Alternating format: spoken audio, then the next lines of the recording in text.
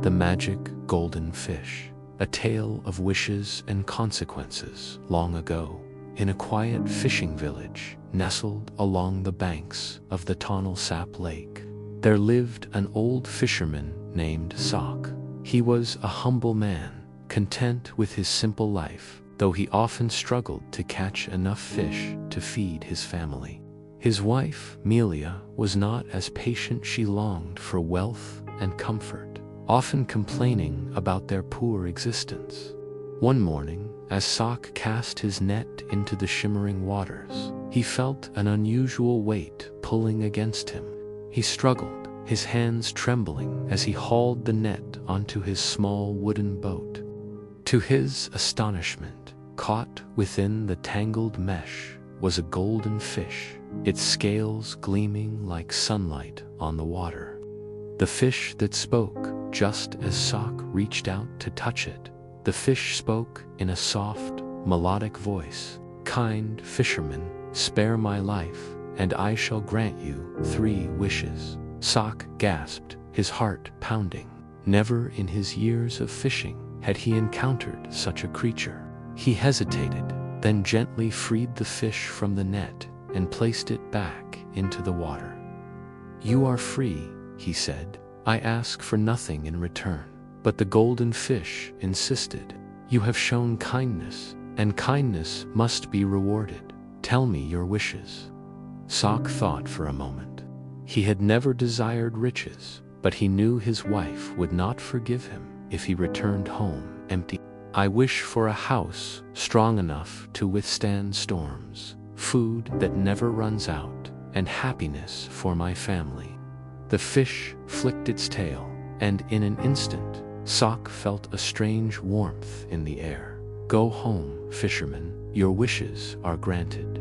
The rise of greed, Sock hurried back to his village, and to his amazement, his small hut had transformed into a grand wooden house, sturdy and beautifully carved.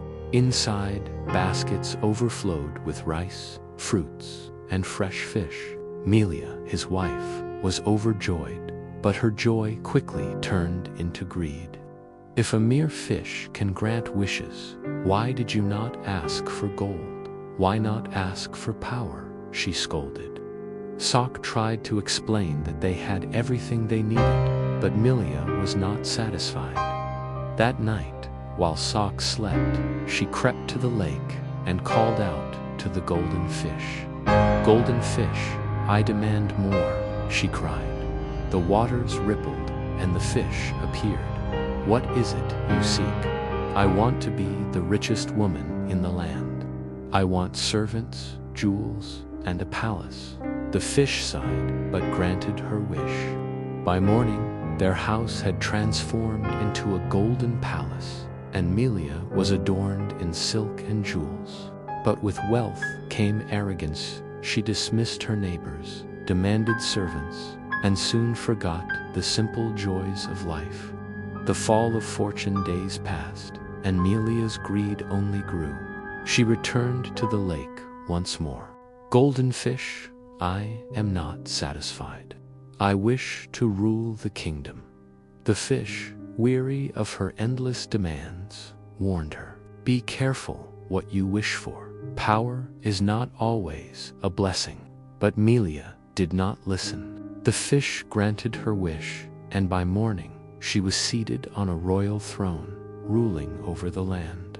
Yet, with power came fear. She trusted no one, suspected betrayal at every turn, and soon found herself alone. One final time, she returned to the lake. "Golden fish, I am miserable. Undo my wishes." The fish flicked its tail, and in an instant, everything vanished.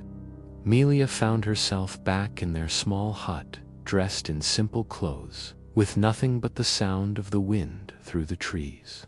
Sock, who had never sought wealth, remained content, fishing as he always had. Mealea, humbled by her downfall, finally understood the lesson. True happiness does not come from riches, but from gratitude and simplicity. And so, she never sought the golden fish again. Moral of the story: this tale teaches that greed leads to downfall, while kindness and contentment bring true happiness. It reflects Cambodian values of humility, gratitude, and the dangers of excessive ambition.